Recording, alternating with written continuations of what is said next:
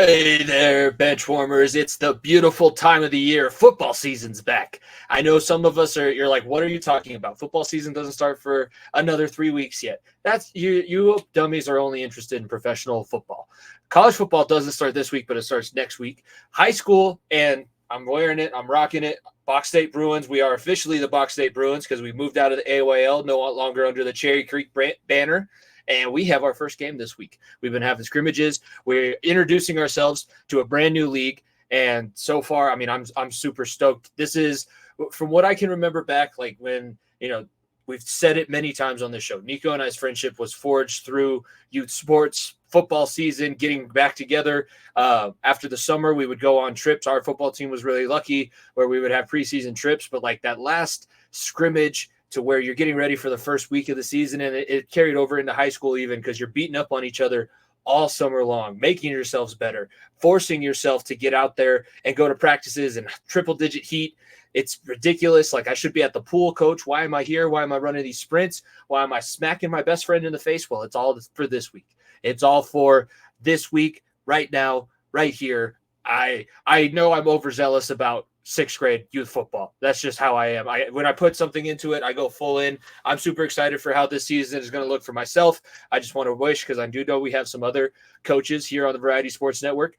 Good luck this season. Hopefully everybody stays healthy. Hopefully your game plans are all immaculate. You never have to make any in-game adjustments, and we know everything that's going to happen rolling forward. But I wanted to kick things off. Episode 148, my center of attention this week. Football season's back, baby. Let's go ahead and get into the rest of the episode. If you don't stay down and you never quit, come on over here and sit on the far end of the bench.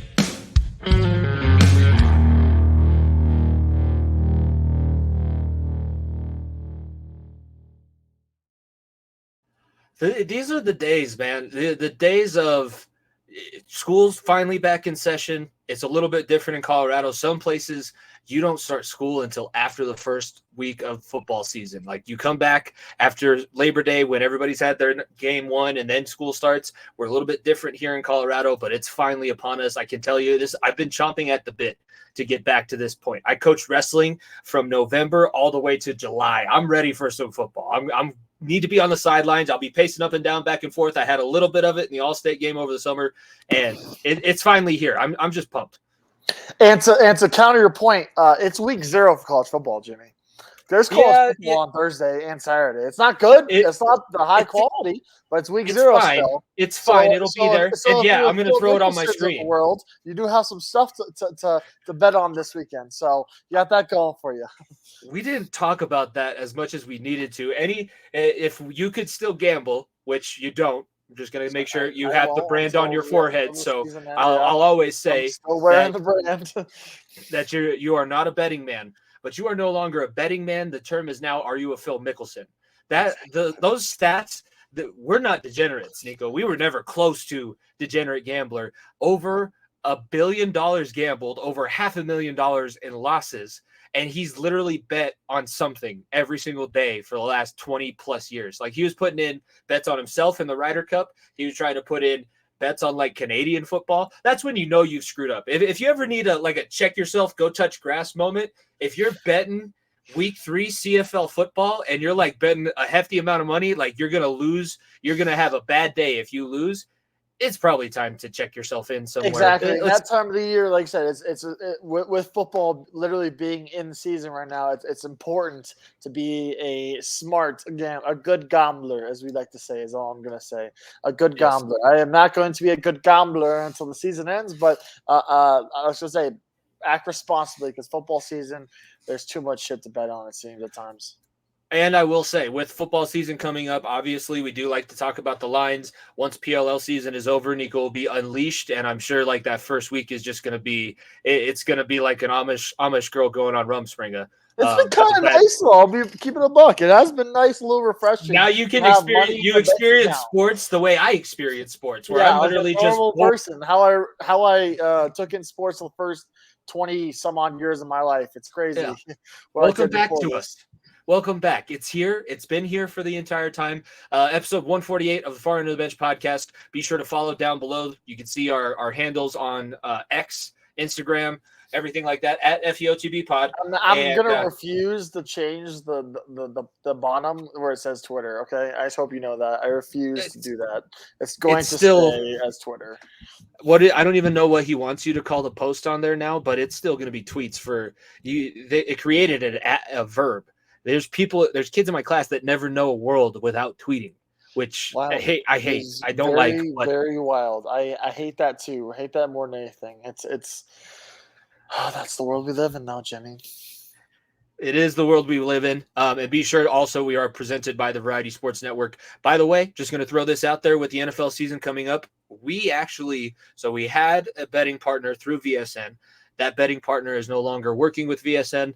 Haven't been working with them for a little bit of time. So once that PLL season is over, we're ready for the NFL. If there happens to be somebody from a betting site listening and you want to maybe work through us to VSN, work with us specifically. After September 25th, that's the date we're looking at. After September 25th. After I bring myself home a ring, after September 25th will be available, ladies and gentlemen. And, that's a great segue into what we're starting off with. If you see the ticker on the bottom of the screen, you're watching on YouTube, like the video, comment on the video, subscribe to the YouTube channel, tell your friends to do the same.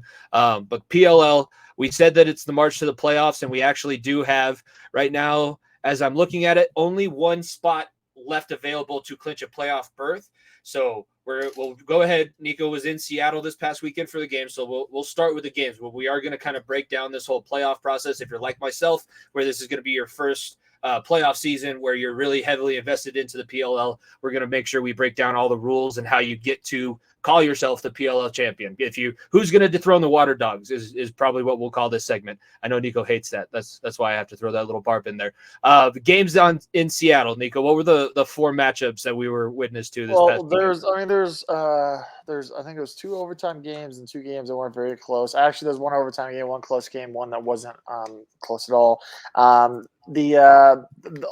game, we went to overtime for the second straight week in a row, unfortunately. I did not want to, and obviously get to that point. We're facing currently the lowest ranked team in the league, and in the Chrome Lacrosse Club.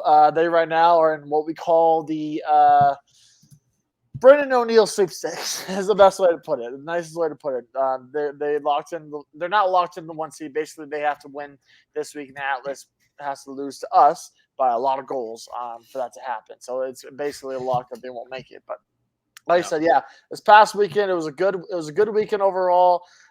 We moved up to the 4th seed, which is important for those that listened to us back in January.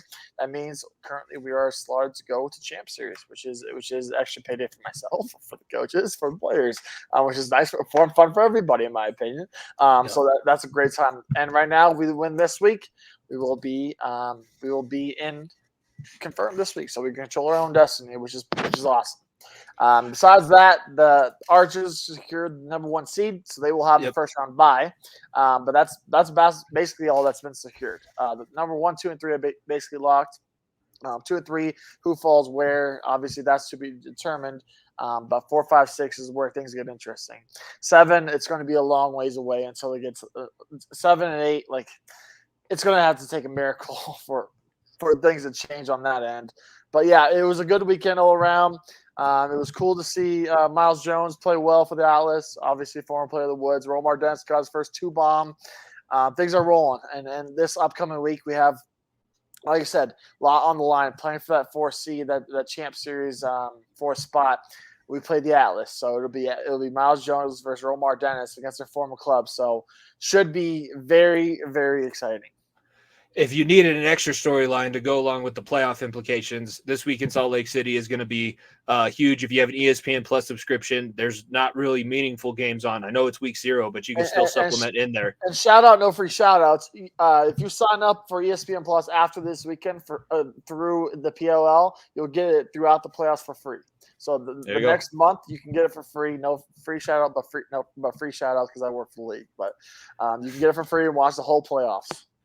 Okay, yeah, so that's an awesome deal. And then, so the results from last week from Cheney Stadium, I have it pulled up in front of me. Archers beat the Whip Snakes 16-11. It was a baseball stadium, very interesting, but I didn't mind it. It was kind of cool. Would you say there were more or less, because there's obviously more space there? Were there more or less people from Denver to Less. Seattle? Less? I would say about the same. I would say about the same. Which is not bad, because that's like as far west as I think you could really. I mean, I know you're going to Salt Lake City, but that's basically Denver light. We call that medium Denver here. When you go out to Salt Lake City, the not cool Denver. The 3.5 alcohol version of Denver. That's what Salt Lake City is. So the games from last weekend: Archers beat the Whipsnakes 16-11. The Cannons topped the Atlas 14-13. Redwoods beat the Chrome in overtime 11-10, and then the Water Dogs beat the Chaos by 5, 13-8 to round things out Saturday night. Coming up this weekend, Niko mentioned the Redwoods are playing the Atlas. The Archers will play the Water Dogs, which that's a 1-3 matchup. Yeah, it doesn't 1-3, but obviously the Archers may be sitting guys. I'm not sure exactly. I don't know the inside scoop for them. I know the inside scoop for my team, but like I said, they have the number 1 seed locked up. They have some guys banged up, so I don't know if we'll see the full roster. But the Water Dogs still fighting for a 2 seed, I believe. So. And the Redwoods this weekend are the ESPN2 game. So Friday night, 8:30. So it's later than anything else that you're going to watch. If you need a little something to fall asleep to Friday night going into Saturday to get yourself ready for week 0, the Redwoods game will be on TV as well as the ESPN Plus app. And then Saturday, you got the Cannons going up against the Whipsnakes and the Chaos versus the Chrome. Even though a lot of these teams, like you said, the Chrome right now sitting dead last, 1-8 on the season, and they have a -32 goal differential, which is 15 worse. It's, if we're going to get technical, it's 17 worse than the Atlas. So the Atlas are pretty much solid in that 7 spot, unless they lose by 8 goals and the Chrome win by 9 goals, or some sort of combination that gets you to 17. The Chrome will be playing their last game this weekend. Not more than likely, but what it looks like it's possibly going to happen.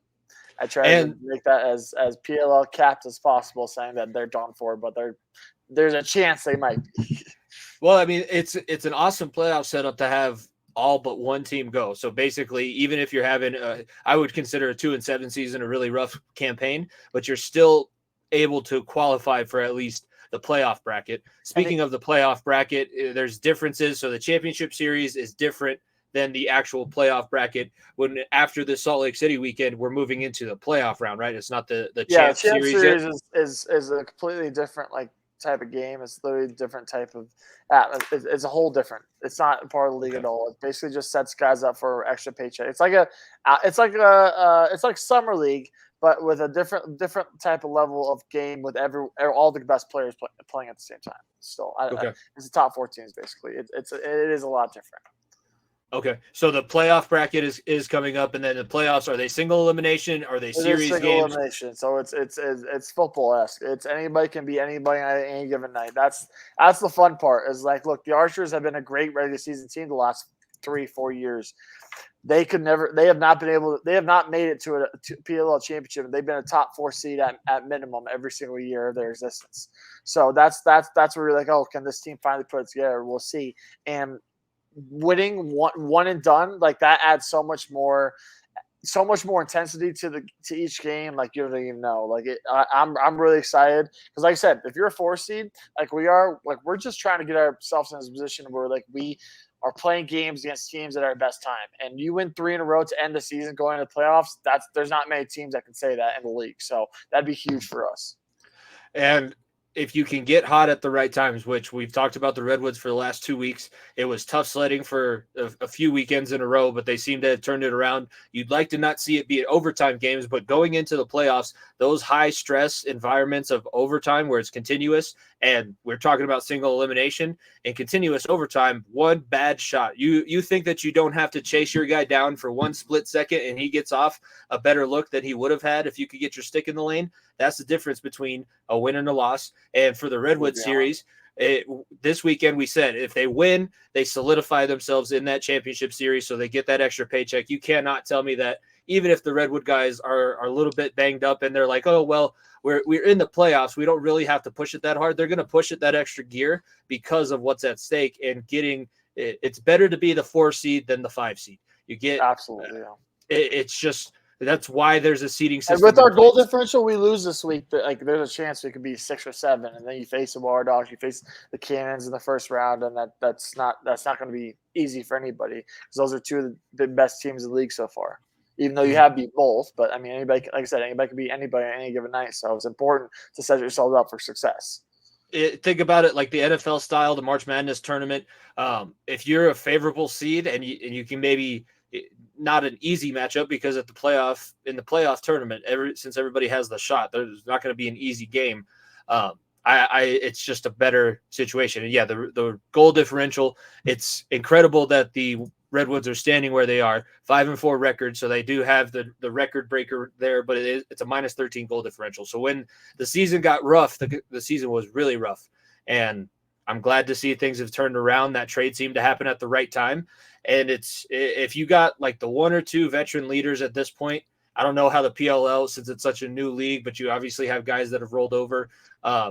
Let's talk about some of those guys that you think the Redwoods are going to be able to rely on, and then maybe just one or two from the rest of the league that you think are going to have the biggest impact for their team in the playoffs. In terms of like where our backbone is, it's our defense. Jack Kelly and Matt has been incredible this season. He's been one of the most underrated goalies in my opinion. Eddie Glazer and Gary Apple, probably the best defensive duo in the league in my opinion. They've like I said, when our offense isn't going, there's a reason why we've been in almost every single game we've played in so far, because our defense has been so strong. Arden Niko has played very well too. So I think that's the backbone of our team. When our offense is, like I said, when our offense is clicking, our defense is there to back us up. So that's the backbone for our team. In terms of across the league, you look at the Archers, what Tommy Schreiber has done this year has been unreal. Like he's been Captain America, quote unquote, for that team. He got the title because of how well he did in the World Games 4 years ago, 3 years ago, 4 years ago, however it was. So like I said, getting to that point where you're relying on the best players in the world, and Tommy Schreiber's, the Mikey Sowers of the world, the Astronauts of the world for the Cannons. Like you have to lean on your offensive guys, but as well trust your defensive goaltending. Because like I said, goaltending right now, it's hard to believe that a guy who didn't start week one for the Archers, Brett Dobson, is probably going to win goalie of the year.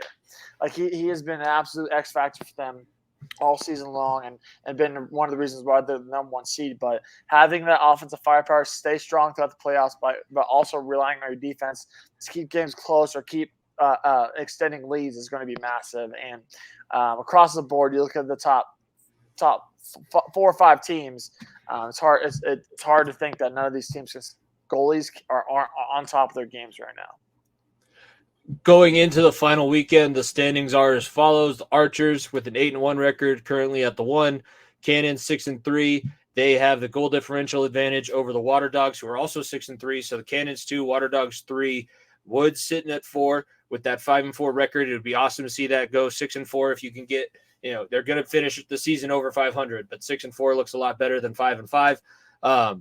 Whip Snakes 4-5, Chaos 4-5, and then you have the Atlas currently at the 7 spot, 2-7 record, minus 15 goal differential, and the Chrome at 1-8 with a minus 32.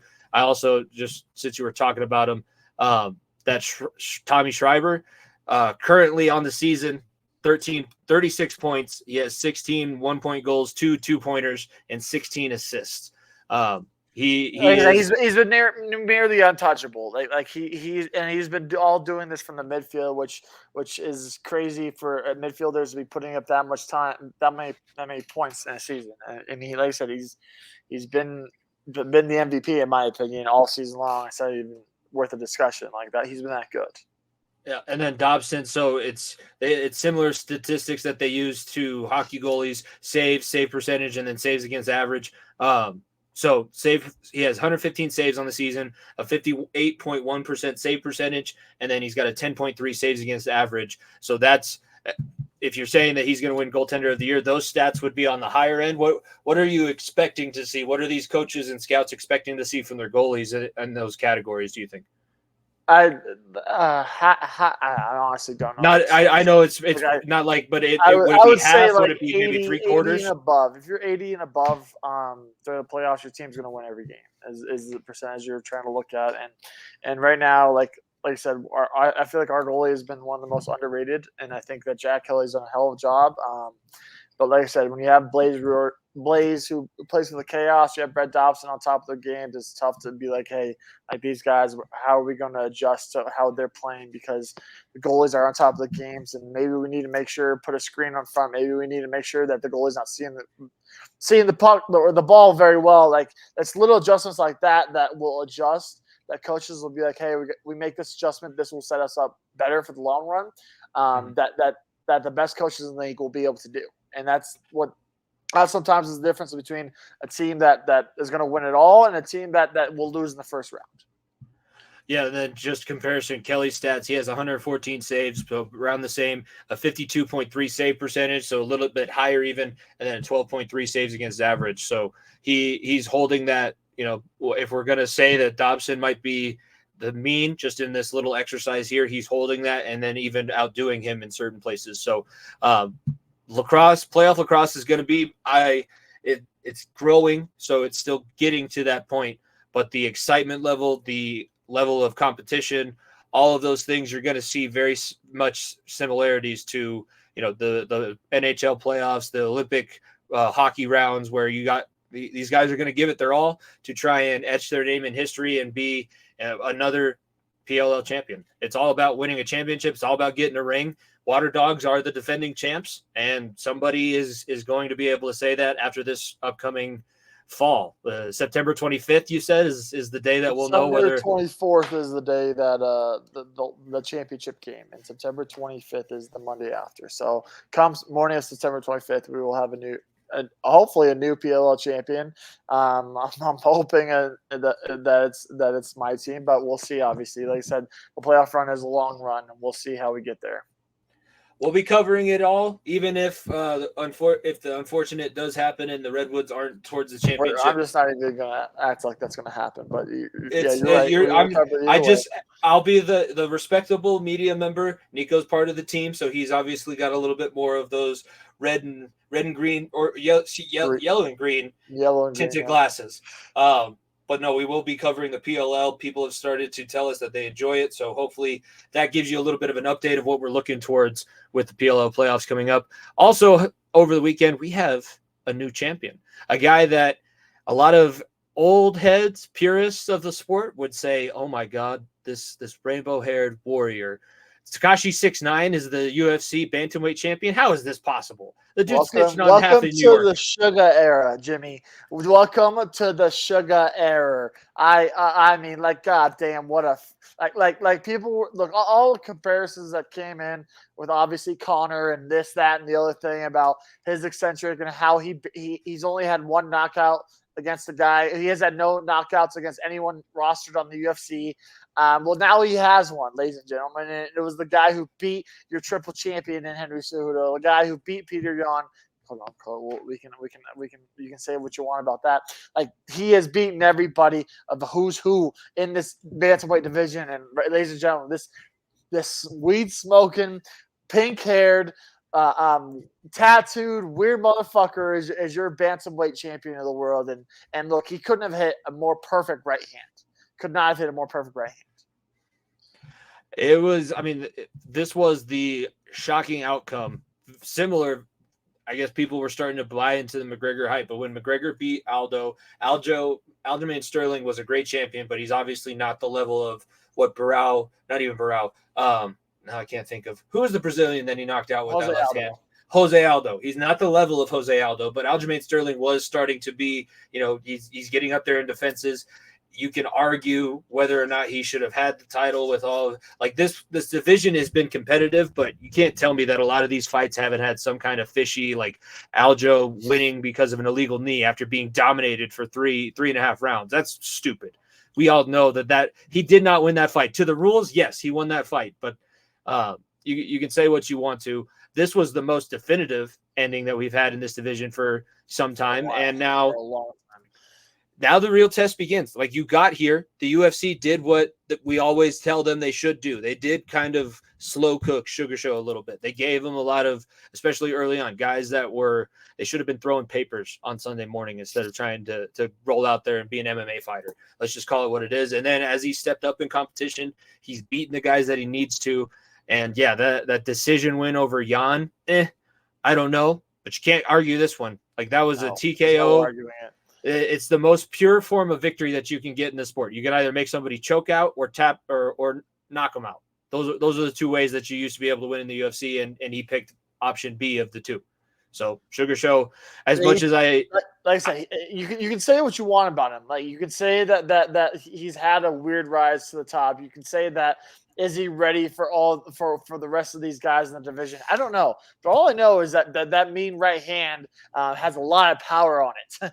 Is all I'm gonna say. And like I said, when you put the metal to the floor, it's going to be it's going to be a long night for those other people. Like I said, Rob Davila-Shealy's in the running now. Cheeto Vera, the only guy who's beaten him in the bantamweight division at the UFC at least is there for the taking. There's the likes of Triple C, possibly Aljo. Like there's a lot of names possibly there that you can make some very, very good fights. So we'll see. But like I said, the Sugar Show era is here, ladies and gentlemen.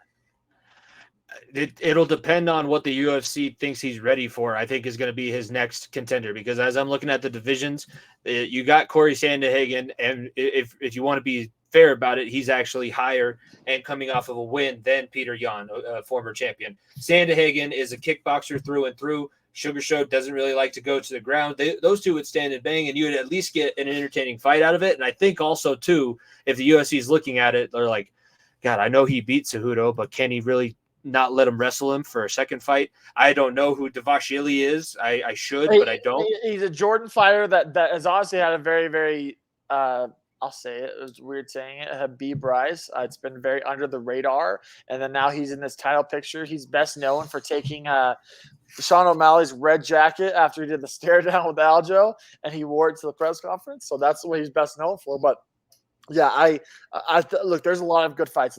And if you look at the names that we named off, Jimmy, what's the common theme? Wrestlers. Yeah. Wrestlers. That's why I'm thinking Sandhagen looks really good at 5. Like you're not giving him he needs to go to like 3 separate wrestling clinics before he's ready to wrestle a Jordanian wrestler. You can't. I don't know if you saw his post conference thing or post interview, whatever he had. He was like, I didn't train wrestling because he had a broken rib all training camp.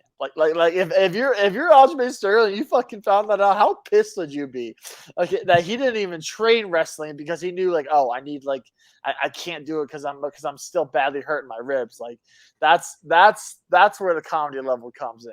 Like, come on now. Like I don't know why that wasn't a part of the game plan. Like why the kid does one thing really well. He's very good. Like he's unorthodox on his feet. That's where he's caught everybody that he's really beaten handedly. Wrestling, even if you're not a wrestler, should be in your game plan if you're fighting Sugar Sean. If you can get him to the ground, he's skinny. He's not very strong. You're going to be able to hold him down. And if you can learn how to ground and pound or a submission, no play. He's got no game there. He's tall and he's super lengthy is all I'll say. Like he does not want to play off of his back. Just ask the likes of who he's fought so far. Like literally go to Cheeto Vera fight. He was on his back the whole fight. Like that was the fight. They were like, oh man, if he could rise to stardom here, and then he laid on his back the whole fight and lost the decision. And all be all, we thought, oh, that's the end of the hype train. But the hype train caught back up somehow, luckily, and he was able to overcome that. But like I said, if you're Marab, you're Sandhagen, you're Triple C, whatever, Aljo again, like you gotta think that's the next move. That's the game plan. And if he's smart, which hopefully he has people that are around him that are smart, because I'm not going to sit here as an educator. I can't sit here and say that Sugar Sean is the person that I would classify as a smart person, but they should be wrestling every single day. You can kickbox every other day. Those would be your off days. How about that? You need to learn how to, if you get taken down, which if you wrestle some of these guys, you're going to get taken down, get back up. If you can't get back up, you're just a fish out there. You're going to get wrestled for 25 minutes and you're going to lose your belt because you didn't do anything. You can't do anything if you're just completely smothered. So it's an interesting win for the UFC. I think it's what they wanted, but I think it might have been a little bit earlier than they wanted it. I don't know what else would have happened there, but it sets up a lot, like some big cards at the end of the year. Obviously, you still have Chandler McGregor possibility coming up, and you still have like O'Malley versus insert name here. Like there's possibilities across the board for a headline that December New York fight card is all I'm gonna say. And in my opinion, if they can't keep John Jones happy, they're gonna have to find a replacement because that's the fight that they have penciled in as the main event for that one in New York right now. That is very true, and I think that Jones Stipe fight is maybe October, so maybe it's not New York in December, but either way, December fight card is looking very, very juicy. Is all I'm gonna say. If whatever that Jones and Stipe fight happens, we got to get Red back on to talk about it. That obviously that'll be one of the bigger cards for a while. But we're going to stick with fights because it is the end of training camp, and we've experienced it as players, and we're seeing it now in all different levels. So there was the NFL examples. Last year, if you remember, I don't know who scheduled it, but why they scheduled the Rams and the Bengals to have a joint practice 3 months after the Super Bowl ended, that's just stupid. That's the Aaron Donald meme where he's got the 2 helmets and he's General Grievous with the fucking things. But this year we've had pretty much every joint practice has ended in a brawl. The most recent one was the Philadelphia and Kansas City brawl that happened, I think, either earlier today or yesterday. But the one that everybody's been talking about because it's on TV is the Hard Knocks fight between the Jets. And honestly, I don't remember who they were going against. I watched the episodes, but it's the Jets, so my attention level is not up there. The one thing that people have now been starting to debate, and it's gone back and forth, is whether or not this is good for the team. Because if you saw the defensive coordinator, I think for the Jets said, "Well, you don't need to clear the benches." And Saleh turned to him and said, "Yeah, you do. Yeah, you do." It's very matter of fact. And Dion had a similar message for his guys at CU. There's like, if one of us is fighting, we're all fighting. And that's the attitude CU has not had in a very, very long time, okay? He put it so poetically. He put it so poetically. Like, why? If one of us fight, we all fight. That's my teammate. That's my brother. I'm not mad that there was a fight. In fact, I expected it. I kind of planned for it. When I set the practice plan, this is a competitive drill. It's ones-on-ones. I want you guys to fight. I'm here to see the guys that are walking away, because the guys that are walking away, I might just send you walking right into the transfer portal. We know that he's there for it. We know that he's there for it, but that is like you shouldn't. It shouldn't be necessary, but like it's a violent game, especially at those high levels in the NFL and at Division I college football, where they're going to be going in the Big 12. It's a highly competitive dogfight where you got the best on the best in the entire world. These guys are going to be in that level. They're going to be in that level where a fist fight, yeah, sure, it's going to happen. Just make sure you don't punch somebody in the helmet and break your hand, because it's a guarantee. Just like it's guaranteed that you're going to get injured at some point through the season, you're going to be in a fist fight in training camp, whether it gets your own guys or whoever you're scrimmaging. And when it comes to like programs like the Jets and programs like Colorado Buffs, where you're trying to set a standard of like, you need to get this right quickly, because like you said, in college football, there's no room for losses. The NFL, the Jets have no room for losses in early season struggles, because those first 6 weeks of games we went over last week, the week before, it does not get easier for them. So you have to get things right when you can, and whether it be a little kick in the ass by one of your own players or hitting a different colored helmet a certain way. Like, look, no one wants dirty shots, and there's obviously dirty players across the league, but you gotta be able to have a little character, a little juice, or else you're just going to sit there and just take punches. And during the season, what's going to happen when you're down? You lose 2 in a row, you lose 3 in a row. Your star safety, your star corner, whatever, gets injured. Like, are you just going to lay down? You just going to be that guy that just gets pushed over and you're done for? Like no, you have to set that tone early, and that happens with training camps across all sports. Mm-hmm. Like high school, like not the little kid level, because obviously we don't want to condone little kids fighting each other. The high school level, you and I have a personal experience fighting at the little kid level. That's a little different. We're best friends now, so we can look back and laugh. No, I mean in Vegas. I know exactly. We don't condone that shit, okay? Yeah, but when it comes to high school level and up in terms of all sports, like a little chippiness, a little fuck you mentality does go a long way. And look, like I said, Prime and CU specifically, I cannot speak for the Jets because I could give less than two fucks about the Jets Hard Knocks, okay?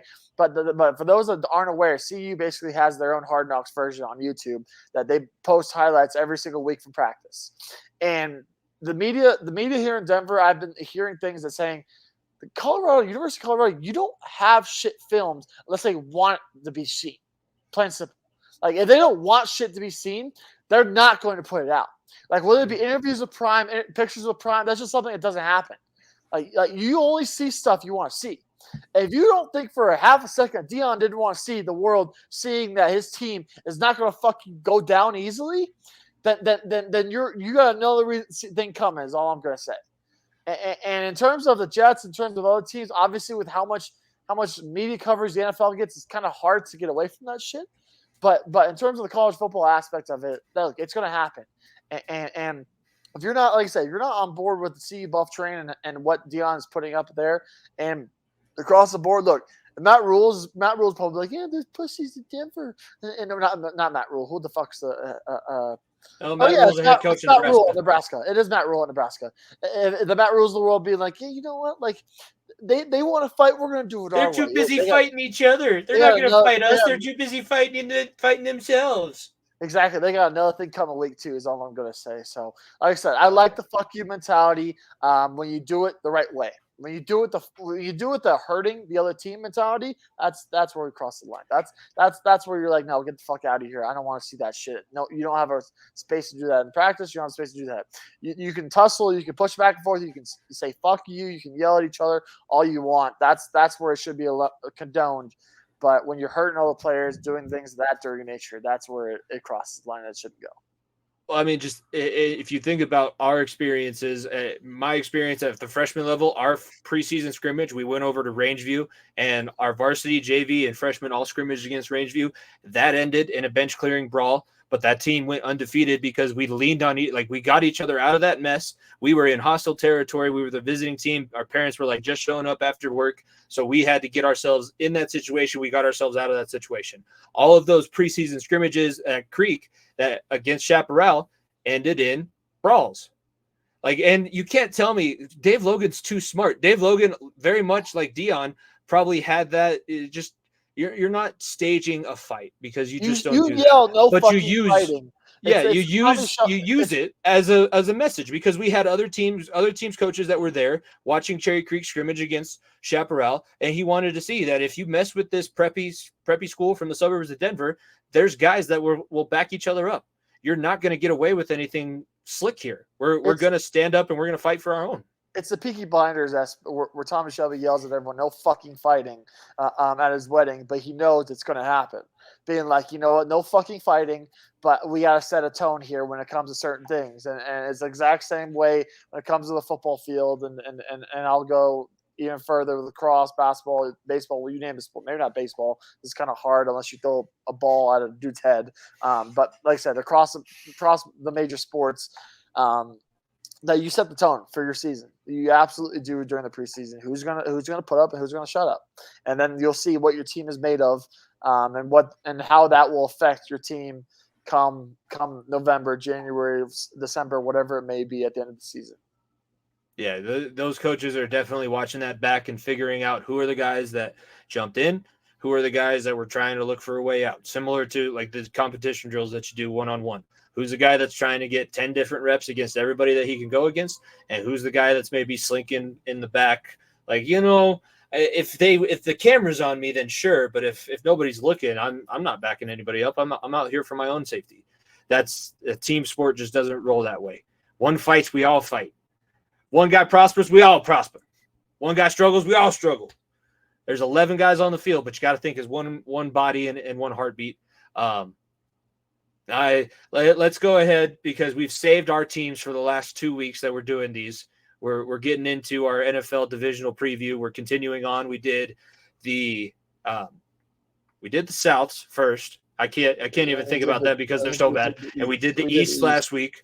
So now we're going to do the NFC and AFC North. The AFC North happens to be the division of the best team in the NFL. Number one quarterback, most handsome, stylish, all of those great things. No bias at all.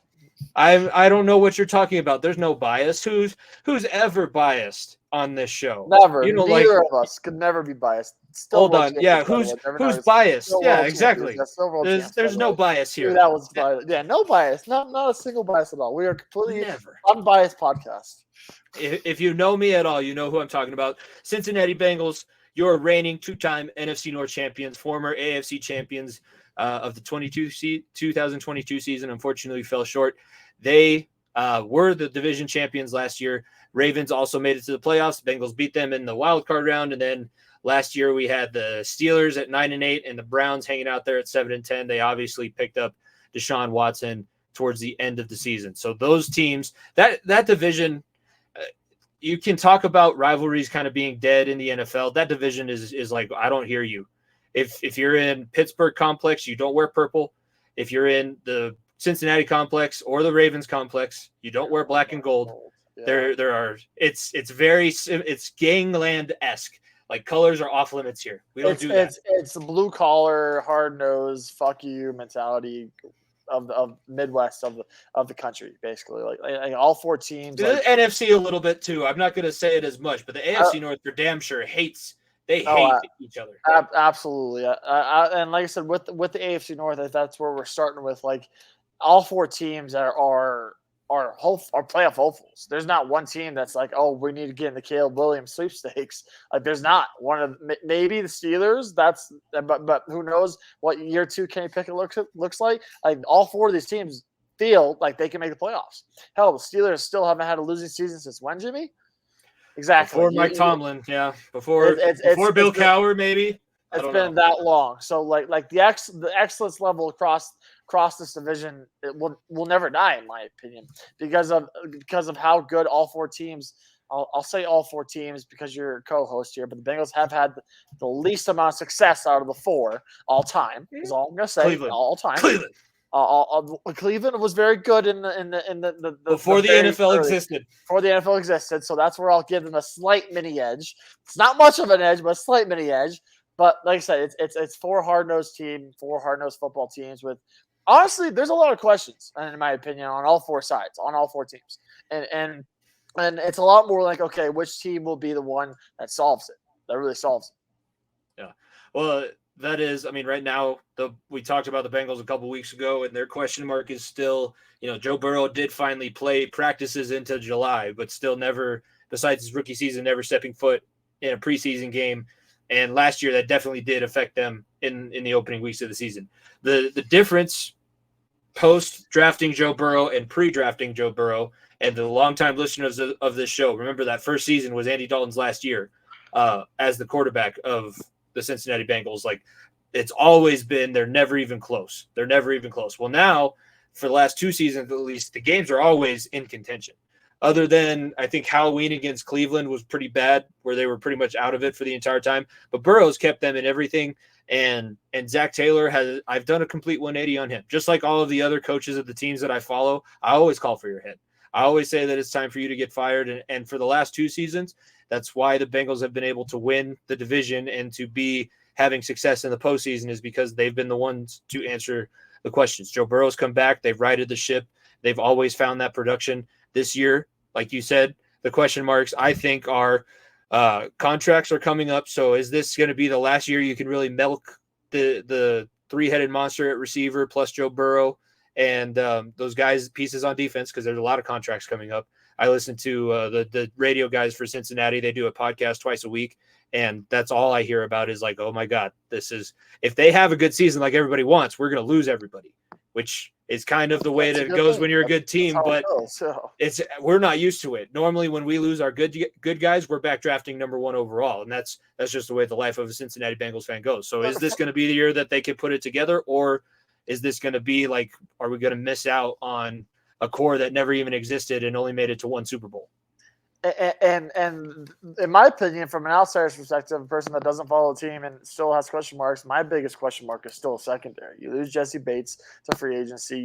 Eli Apple, as burnt toast as he was, he's gone now too. Like, Hilton's your number one. You get Chidobe back, so that's two pretty small corners in my opinion. Not very physical, but quick and agile corners. Like, the secondary, still has to deal with some of the best quarterbacks in the NFL and in the AFC. Like that's where my question mark is, because I don't have question marks around this offense. I think Mixon is probably the last year he'll ever be a Bengal. I think he's basically out the door at this point.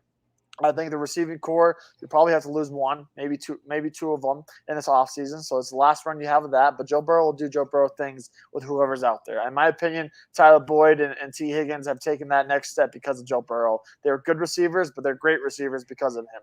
So if you find another guy in the draft that can fill that void, that's a possibility. Maybe a young guy, maybe an older receiver as well will want to come play with him. That's things that can be answered.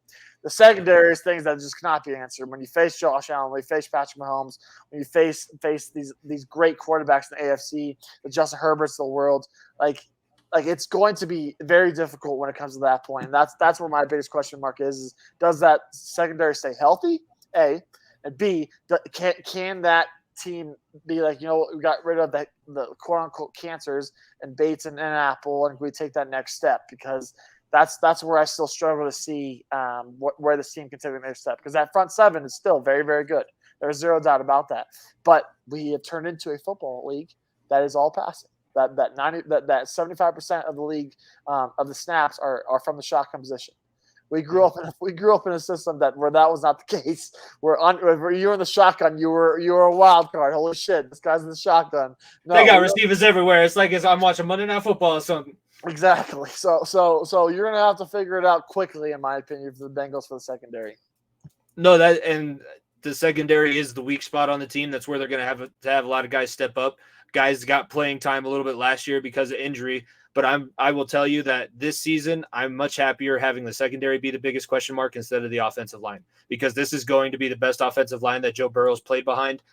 Bringing in Orlando Brown Jr., solidifying guys like Ted Karras, who's going to be the center again and lead the group.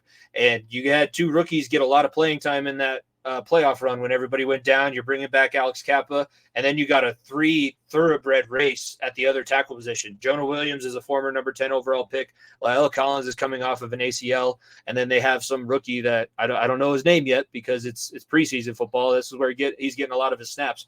But like the last 2 years, what have I been saying? The O-line is going to get Burrow killed. That's what killed them in the Super Bowl. Aaron Donald sacked Joe Burrow when Jamar Chase was open for the first down. It's the most horrifying image that I could see as a former offensive lineman / Bengals fan. But I'm okay with having to figure out the defense, especially because they kept their DC, Lou Anarumo. No idea how he's not a head coach yet, but he's a wizard when it comes to coverages. And speaking of the front seven, their two linebackers, Wilson and Pratt, are two of the best pass covering linebackers in all of the NFL. When you have the big tight ends of the world, I like I said, the front seven is not the problem. I just see I just see another year where it's going to be a fucking 49-42 ball game where the Bengals got to hope that they outscore the opponent because the air raid offense is going to cook. It's not Eli Apple anymore. It's going to be somebody else over there that's going to be on an island that people are just going to cook. I just feel worried. No more burnt toast. You can't say burnt toast anymore when you're referring to the Bengals. That's what I'm happy about.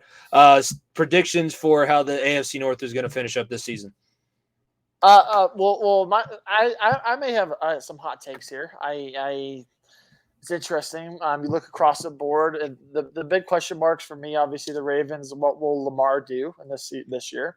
Being back after missing a lot of time last season, will the Steelers take that next step? Where they've added some great offensive weapons. Their defense is still one of the best in the NFL. And the Browns, what do they look like with a full Deshaun Watson? In my opinion, I'm going to go hot take here. I'm going to go Bengals 1. I'm going to go Steelers 2. I think the Steelers will find a way to fucking be in the playoff conversation, if I'm being honest with you. They always will. Bane of my existence, yes. Yeah, I'm going to go Ravens 3. I think that the Ravens don't make the playoffs, though. I think that there's still a lot of question marks on his defense. Marlon Humphrey being injured, Patrick Queen still not filling into that role as the Mike linebacker of the future. And they still have they have a running game with the quarterback. They don't have a running game going with J.K. Dobbins yet. So I don't know. I just don't believe in the Ravens. The Browns, I cannot root for Deshaun Watson. And I really think that if there's a team that could go from a cellar dweller, because weren't they the last team in this division last year? They were 7-10 last year, Exactly. so they ended So up being fourth. There was a cellar dweller to make the playoffs. I would have picked the Browns because of Deshaun Watson and disregarding everything else that he did. He was still he was one of the top quarterbacks in the league not too long ago. And if he gets anywhere to that point with the talent they have, especially defensively and offensively, with Nick Chubb's of the world and what they got going on, like they could still be a very good team. I think, like I said, I think this is still another year where the worst team will go 7-10, like I or maybe 6-11. I think that's the worst we'll go. But for that matter, I'm going Bengals, Steelers, Ravens, Browns. The Ravens, I have question marks because it's new offensive coordinator, and the guy that they brought in is like Mike Martz when he got brought to St. Louis, where he just throws. Like we're going to pass the ball. So you have Lamar Jackson at quarterback, right? I get that he can throw. I'm not going to say they sit here and say he can't throw, but come on, that's not his. You're not built into his strengths. Yeah, I OBJ, Jimmy. Yeah, I know he has one receiver now. He went from no receivers to OBJ, and I've heard good things about Zay Flowers, the rookie receiver that they drafted in the first round too. So if he can't get OBJ the ball in this new offense, and learning a new offense is no small feat in the NFL level, they're gonna have struggles. I think the Steelers and the Bengals will battle it out to see who wins the division. Whoever wins the season series or has a better record against like opponents is probably going to come out on top. I obviously have the bias there. I think the Bengals will continue to win, but I went through a lot of years where the Steelers were sweeping the Bengals, so it's cautious. But yeah, the Bengals and Steelers I think could be the two playoff teams from this division, and I hardly even recognize the Browns other than what I look at before I flush. That's all. That's what the Browns are in my mind. Well, when we get to our previews next week, I'll have the same thing about one of the teams. And if you don't know what I'm talking about, you'll see. Yeah. Just tune in next week. Let's move over to the NFC North. I should probably watch my P's and Q's because my team is in the division that we just talked about. My girlfriend's team is in this division. But we didn't really watch our P's and Q's last season either, because even though the Vikings did finish the season 13-4, I believe there were 7 or 8-0 in one-score games finishing up the regular season. We both predicted they would lose in the wild card round. It came true. Detroit ended up not making the playoffs, even though they finished the season on a winning streak. Green Bay got knocked out by Detroit in the last week of the season, and then Chicago. But Justin Fields is the man, right? 3-14 on the 2022 campaign. So way different situation that we're talking about over on that side. Only one team makes the playoffs in the NFC North compared to 2, possibly 3 in the AFC North. But what are your thoughts? Do you think about the NFC North at all? I know you don't like Justin Fields. I will say there was another quarterback that really struggled his first year and got injured obviously halfway through, and they were a top 5 draft pick, and they turned into winning the division the next year. And we just talked about them in the last segment is all I'm going to say. So Fields are not the same. I know they're not, but you add better weapons, things change. And Jimmy, I'm really about to do this, and I hate myself. Please do this. I hate myself for this. I'm picking the Lions to win the division. Oh, that's fine. That's fine. I thought you were about to say the Bears. No, whoa. I'm not that stupid. I am picking the Detroit Lions to win this division. Let me repeat that again. The year is as we recording this is August 22nd, 2023. The Detroit Lions will win their division. That let me put it into existence because I don't want to be the one to be like, ha ha ha, look at me, I picked him before all you, or like, wow, I'm a fucking idiot. And I think Jahmyr Gibbs is going to be just unbelievable. I think he's going to be unreal for this offense. I think you get Jameson Williams back fully healthy. That's going to be huge for the system. Jared Goff is a very doable quarterback. He doesn't make a lot of mistakes. He's not going to be flashy, but he doesn't make mistakes, unlike every other quarterback in this division, literally. And this defense, Aiden Hutchinson, year 2, come on now. Like we've seen that year 2 pass rush jump that a lot of guys have had. Aiden Hutchinson could possibly be that guy.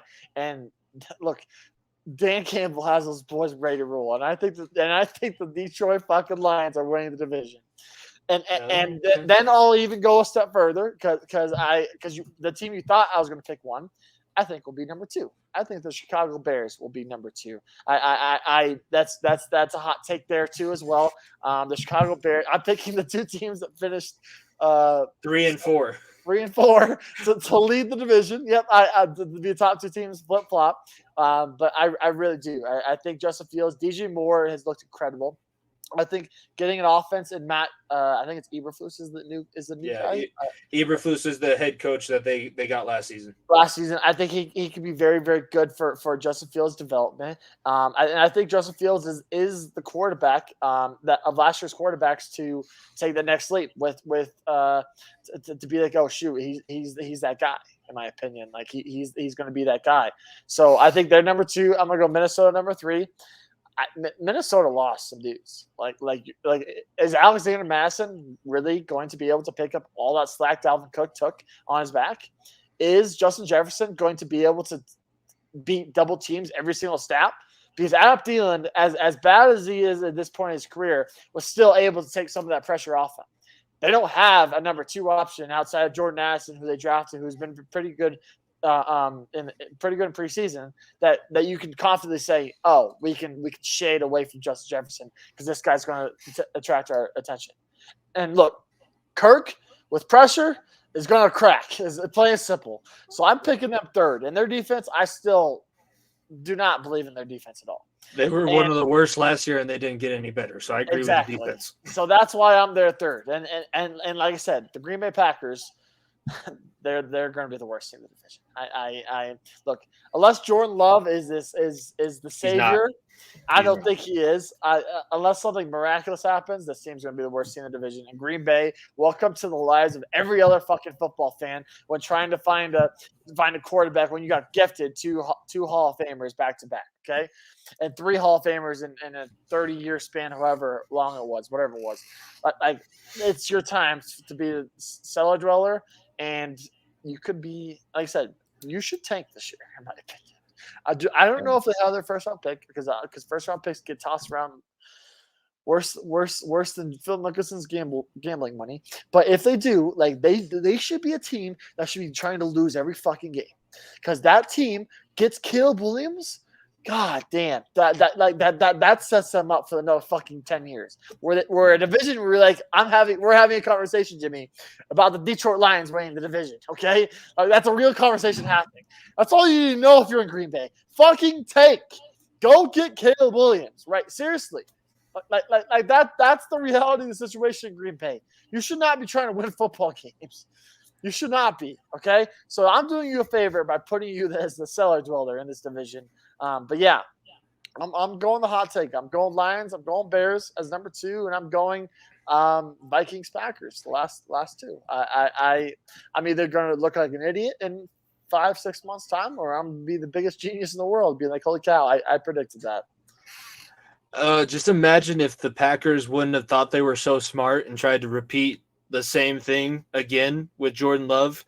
If they would have just held on, because Justin Jefferson, 20th overall drafted, even if because they had to move up so much to get Jordan Love where they did. If they don't do that, and you still that whole Aaron Rodgers saga, nothing changes about it, which I don't think we can say because them drafting Jordan Love is basically what broke Aaron Rodgers' heart and sent him on this ayahuasca trip. But if everything still happened the same way with Aaron Rodgers, but you didn't spend that first round pick on Jordan Love, you would be sitting with the situation that you're talking about. And yes, Caleb Williams leading the Green Bay Packers is a totally different story. And that's ridiculous to say, but I've seen it now. Jordan Love didn't win when he had to start last year. And so far in the preseason, you're not seeing anything that's going to say, oh yeah, well by week 1, he'll be good, because the last few years, week 1 is just preseason week number 4. They just don't play the 4th preseason game, but week 1 turns into that. So it's going to take a miraculous, like he's going to have to learn so quick. I don't disagree with you about the Vikings. I honestly, 3 is probably the right spot for them. I would say they're probably better than Chicago, but if they have the same exact situation last year, you're not going to go 7-0 in 1-score games again. You're at least going to lose half of those games, and that puts you at, instead of 13-4, if you lose 7 of those games, you're dropping below 500. You're out of the playoffs. If you lose 4 of those games, you only win 11 games. You wouldn't have qualified for the playoffs last year. So there's a lot that I don't like about the Vikings, but my Fields bias is too strong. So I'd say that Detroit winning, yeah, I want that to happen. Welcome. You to did the mention Detroit hype you train. didn't mention Amon-Ra St. Brown. Amon-Ra St. Brown is Yeah, he's a cyborg. He is a cyborg. He's solely focused on football. Him, Jameson Williams, the It rest may of be the one of the Lions most team. fun teams offensively to watch, like young teams to watch in football. Like look, the That- Bengals are solidified as a veteran group now. The Chiefs are a veteran group. Talk about a brand new young guys in the system, a lot of fun to watch. Detroit Lions football, ladies and gentlemen. Fucking crazy, right? Crazy. Like I said, the year is 2023, and I'm fucking saying the Detroit Lions are gonna be fun to watch. But I think they will be. I really do. Look, Jimmy, they're playing the opening night game against the defending champs. Holy fuck! Like, what world did you ever think that was gonna happen? The same world where you, me, and Marshall Mathers are picking the Detroit Lions to win the NFC North. That's the world that we exist in. You, me, and Marshall Mathers. Not you, me, and Dupree. You, me, and Eminem all think that Detroit. This is the year. This is Lions year, baby. Lions year. Lions year. Williams comes into the division, right? So if is good, if is better. I'm gonna go ahead.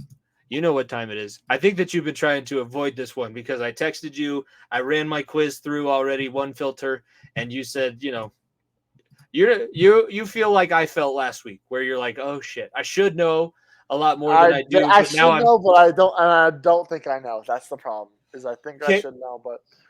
So if you're friends with Niko, then if you're friends with Niko and I, we love sports movies. I was a communications major, so part of my college degree that I spent thousands of dollars for was to sit there, watch movies, pick up on details, all this kind of bullshit. At least that's what I tell my students. I am not as detail-oriented as Jimmy. I'll just put that out there again, okay? That's going to be where the disconnect comes in. So it's sports movies, and I even gave Niko – I followed the list that I gave you. I did not pick a quote, a fact, anything from any other movie than the four that I texted you. The four that I texted you was The Sandlot. It was Friday Night Lights, Remember the Titans, The Blind Side, and then I'm gonna tell you right now, like there's no shot I get The Sandlot and the Friday Night Lights. I've watched both those movies maybe one time. That's where I'm gonna struggle. I gotta hope my goddamn niche with the fucking Mighty Ducks helps me here. Okay, that's all I'm gonna say. Your Moneyball question will be related to the Mighty Ducks. But the first one, I made that very clear. The first one, right? Yeah, it is. It is the first one. The best one. I'm just gonna say that. D3's better, but we don't have to have that argument today. We don't have to have an argument today. We've had it multiple times already on the show. All right. Question number 1. This is your Sandlot question. So let's get you in the baseball frame of mind. Baseball season is still going on. There's your shameless plug, MLB. What made the famous baseball important when they lost it in the Sandlot? So when Smalls hits the home run, why was it so important that they get that particular baseball back? It was signed by somebody. Do I have to give the specifics? Yes, I want the specific person. Okay. Think super. So the Sandlot is set in the 50s. So you're thinking super old. I know. The names that come to mind, I think it's either the Brooklyn Dodgers or the New York Yankees. And the names that come to mind are DiMaggio, Babe Ruth, and okay, those are the only two that come to mind. And if it's not one of those two, then I'm fucked. I know it's signed by one of them. I'm going to go with Babe Ruth because I got no other fucking shot. That is correct. It was signed by Babe Ruth.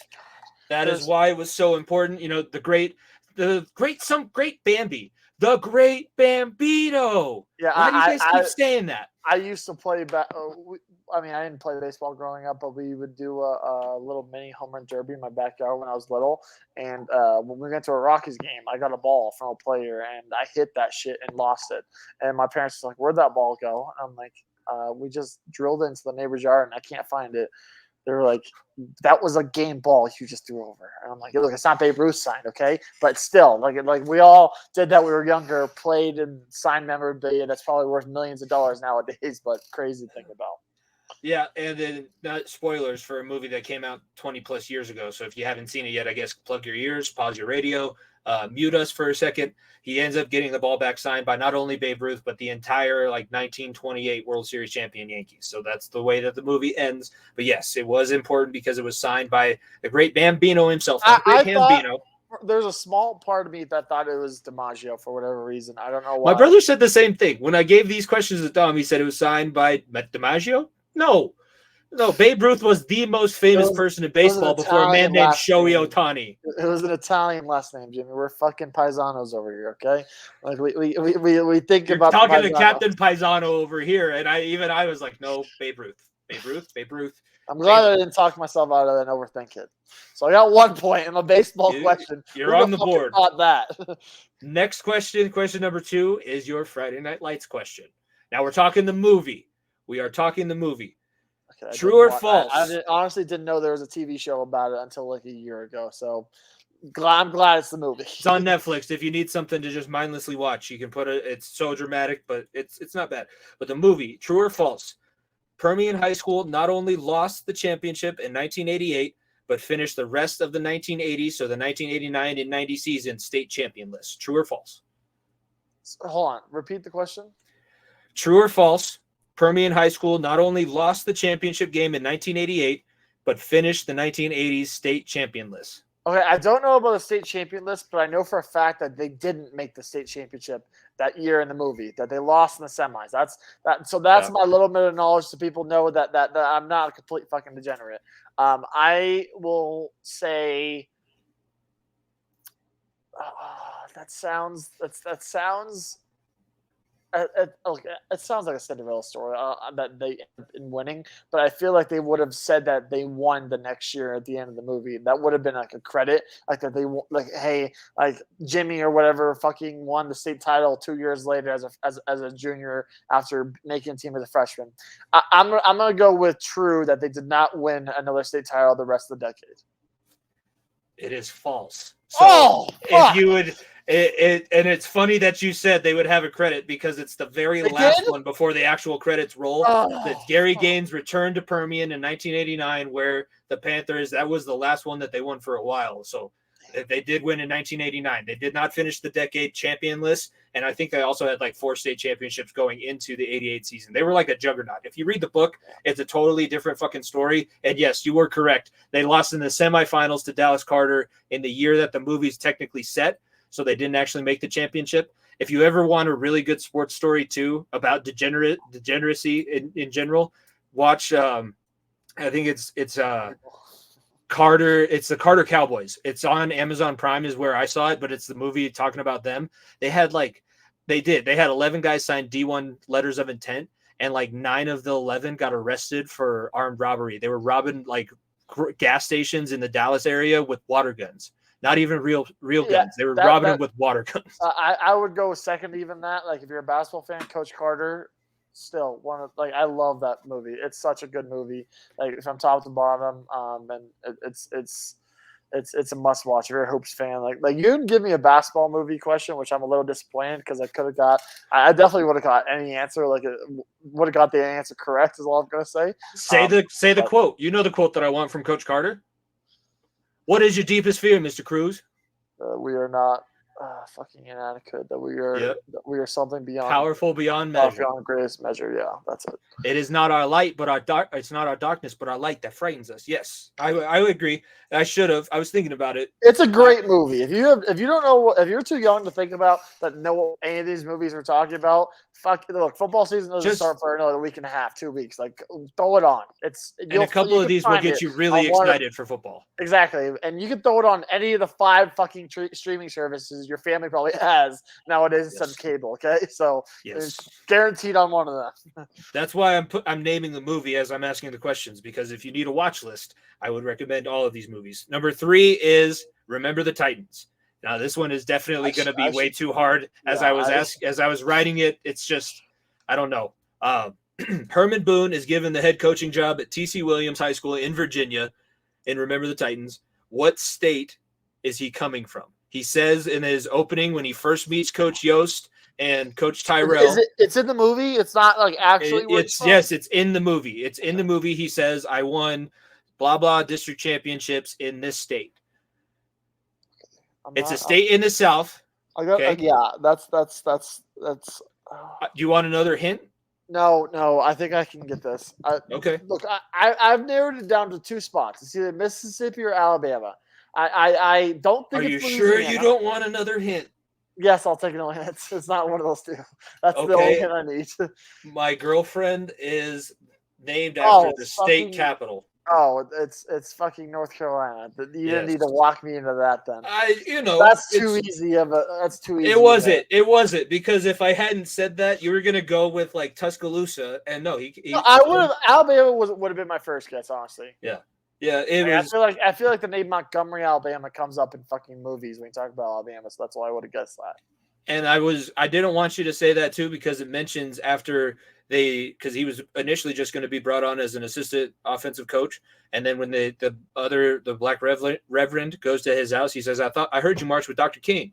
Like that would have been in Alabama, so it wouldn't have been out of the question that he was from there. But he does say, I won 4 district titles in North Carolina. Oh, that here's AA ball. This is Virginia. We play AAA. Okay, I don't know why these just stick in my brain. I can watch it like once or twice, and I have like the entire movie running through. I would be a lot smarter if that wasn't happening, but this is where we sit. You got 2 out of 3 so far. Number 4. This is your blindside question. This one I think should be fake, obviously, but go ahead. This one should be fairly easy. What fast food chain do they say Sean Toohey owned in the blindside? Oh, fucking no shot! I get this. It's a fucking look. I'm gonna tell you right now. Don't help me. You already helped me with the last. I'm good. I'm good with that. I'll let you try and figure this one out. Shot in the dark because I don't know. Fucking what's a southern? It's fast food. Can I? It's a national fast food chain. Oh fuck. How national? Like South? Everywhere. Fuck. No, everywhere. Okay, You'd be able to go up the street to this place. Okay, I was gonna say Cookout because I know that's a big time fast food chain in the South. I don't know. It's not Chick-fil-A. I don't like I'll just say Chick-fil-A. I literally have no clue. It was not Chick-fil-A. It was Taco Bell. Said he owned a chain of Taco Bells in that Tennessee area where they were living. Would have not got that. Would have not got that. I think that when they first pick him up, they say, "Are we going to go to Dad's Taco Bell?" or something like that. But it was that's why he doesn't need the money from Michael Orr. At least that's what he's saying. It's because he owns all these places. He has a lot of money. That's true. Okay. You made it to your Moneyball question. Now you should feel a little bit of comfort. It's your Mighty Ducks, original Mighty Ducks. You want to know something? Like I had to work the last couple hours before we started recording. I threw it on in the background. That's good. So that's great. So then this one should be really easy. You have 2 points so far. You can end the round with a possible 4 points. What NHL franchise does Gordon Bombay take the Ducks to? And then name one of the 2 pro players that he, quote, played with that they talk to before the game that they watch. Okay, it's the Minnesota North Stars. That's good. I was gonna say if you said the other city, the Dallas Stars don't count. Minnesota North Stars, I know that for a fact. And I know Mike Madonna was standing there. I don't know if he was one of the players that he played with. I'm just gonna say Mike Madonna. The only reason why I say that is also because he wore number 9 and like when he played for the Hawks.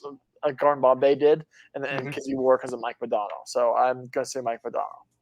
So Mike Madonna, you got your 2 points. It is the Minnesota North Stars because of before they moved to Dallas, and Mike Madonna is one of the 2 players. Just not for points. Do you know who the other guy is? No shot. Like I know the goalie was named Marty Turco. That's only because he was backyard baseball fucking legend or backyard hockey legend. That's the only reason why I know Dallas Stars goalie. I never played backyard hockey. You know what?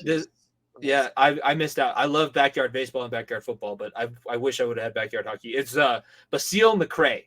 Yeah, and I think that's the guy that they say he played with, but Madonna also is talking during that scene, so I counted as I guess both of them played with him or at least know of him. But yes, you got that one right. So you ended the round with 4.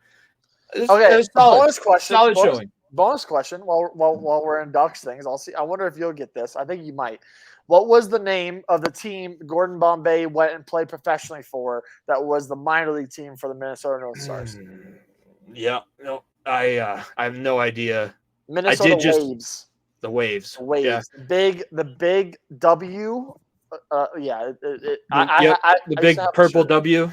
It was Hey, like a. hold on. One bonus question. I love these bonus questions from the Mighty Ducks because I could, like I said, I could do a whole 20 questions. By the way, that was two, but that was Mighty Ducks 2 that you asked before, not the original.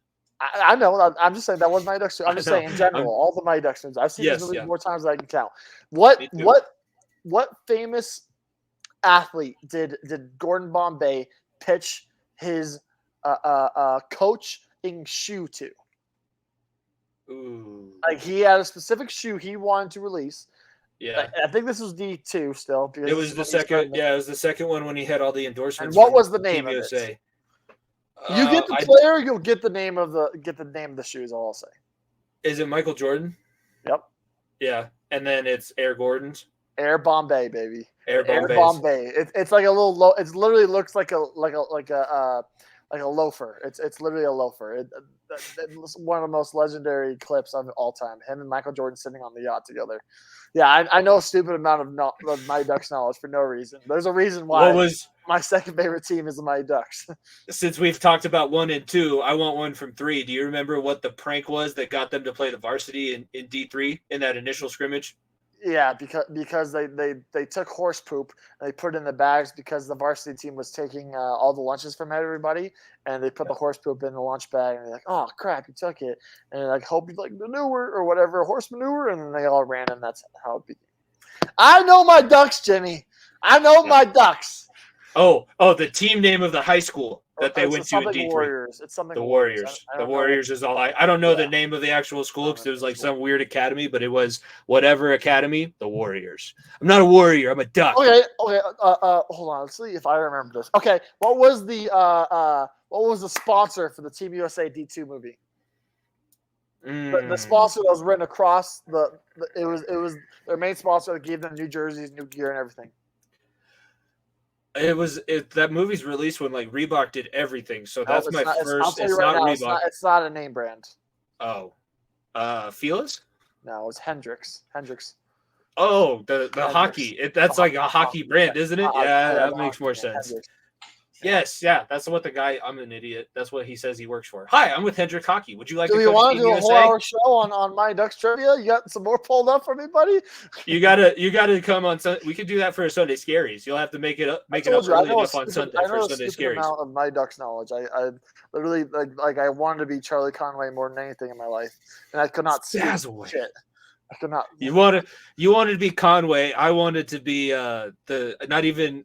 It was Fulton. No, Haverman? Not Goldberg. I wanted to be Fulton. I wanted to be Fulton, and then I wanted to be. I wanted to be Fulton, and I wanted to be the other bash. No, it was the slap shot. Fulton Reed's just the slap shot. The knuckle puck is. It's fucking Keenan Thompson. Keenan Thompson. Oh, that was gonna bug me. But I like the guy from Chicago more than I like Fulton. But Fulton was the original Bash brother, so I'll give him his credit. I wanted to be a Bash brother. That was the role I identified with. That's why I also like all the enforcers, and I watch Ice Guardians like 2 times a month. I'm unhealthy in that sense. But that was a good one. I like that. You got 4 points out of it. I only walked you to one answer this time, so it was great. That was a solid guess the bench week, and I think that's a good way to end up episode 148. You got anything else that you want to? So next week we'll each have 4, right? 4 trivias, because this was the start of next week. Cycle, yep, right? Next week would be that would be our equal round. So that would be 4 for the summer. Do we want to cap it at 4 and then get ready? That may be the final round, is all I'll say. Okay. And then maybe we'll do a finale where we each come up with 5 questions just randomly, and we'll do it right before, because that's right before week 1. So last week will be right before week 1, and then the next week after that we'll have our pick'em. The pick'em is back, ladies and gentlemen. Pick'em will be back, and then we'll have one final showdown. The final showdown for the trivia for the summer.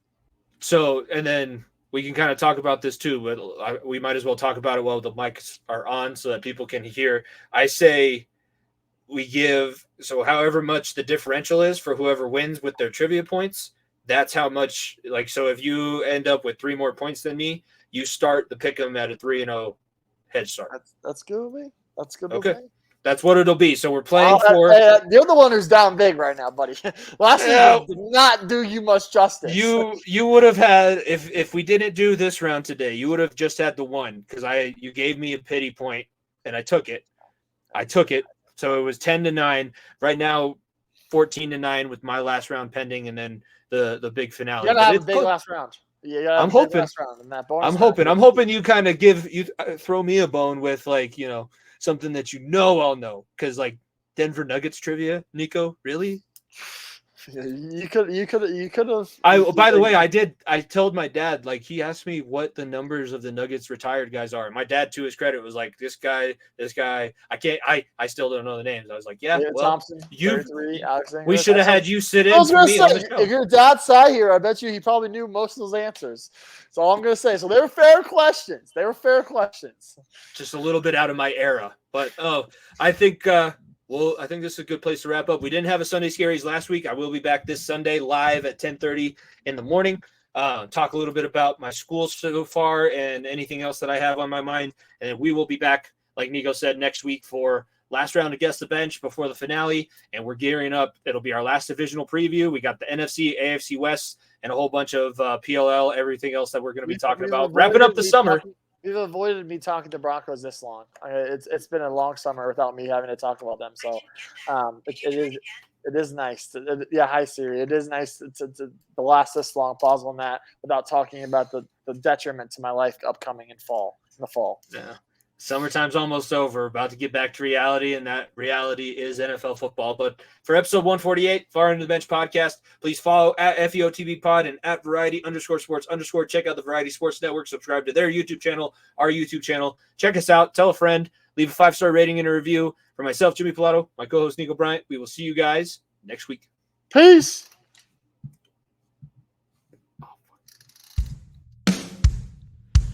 If you don't stay down and you never quit, come on over here and sit on the far end of the bench.